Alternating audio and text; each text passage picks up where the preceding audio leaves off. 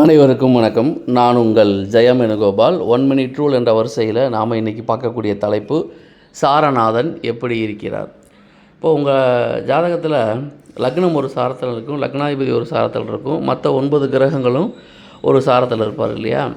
அப்போது அந்த கிரகங்கள் வாங்கிய சாரநாதன் உங்கள் ஜாதகத்தில் ஆட்சியாகவோ உச்சமாகவோ மூலத்திரிகோண வீட்லேயோ நட்பு வீட்லேயோ இருந்து 6, 8, 12 மறையாமல் வலுவாக இருந்தாங்கன்னா அந்த ஜாதகம் பவர்ஃபுல்லான ஜாதகம். காரணம் என்ன அப்படின்னா, ஒரு கிரகம் வாங்கிய சாரநாதன் வலுவாக இருக்கும் பொழுது அந்த ஆதிபத்தியங்களும் நல்ல முறையில் வேலை செய்யும். அப்போ நம்ம கவனித்து பார்க்க வேண்டிய விஷயம் என்னன்னு கேட்டால், ஒரு ஜாதகத்தில் ஒரு கிரகம் வாங்கிய சாரநாதன் எப்பொழுதுமே வலுவாக இருக்க வேண்டும். அப்படி வலுவாக இருந்து விட்டால் அந்த ஜாதகருக்கு நடக்கின்ற அனைத்து விஷயங்களும் சூப்பராக நடக்கும் என்பது பொதுவான தகவல். சாரநாதனின் வலிமையை பொறுத்தே ஒரு கிரகம் தனது தசாபுத்திகளில் பலன் தரும். நன்றி, வணக்கம்.